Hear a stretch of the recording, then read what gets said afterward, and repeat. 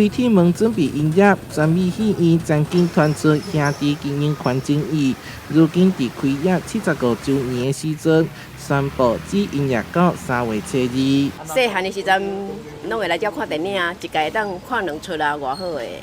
所以阮今仔就特别来甲阮较早的记忆找回来。这间戏院陪伴济济台南人大汉，自透早就有济济民众前往翕相留念。回忆过往的时光，同时举办庆生会，买来一粒大鸡卵糕，唱生日快乐歌。立委林俊宪、首位电影看榜大师甘正发都出席。财政司都有画过，这边画最久20几年，这边这里成名了。我5年级生，大概跟李安那个时候差不多了哈。我念台南一中，念成大。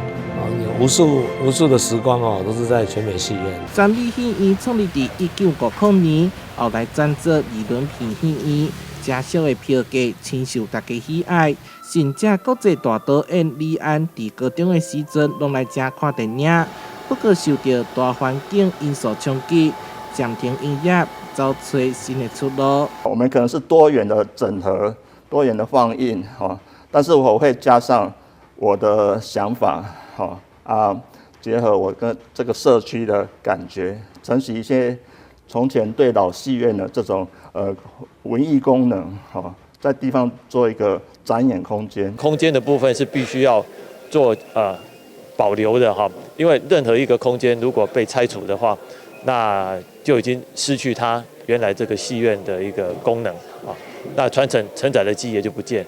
所以第一个部分呢，我们是在积极的鼓励我们这些戏院的所有人能够来保留。文化局会进一步了解戏院、影院目前所面临的困境，积极辅导协助保留空间，以全新的样貌，供大家见面。台南新闻社会采访报道。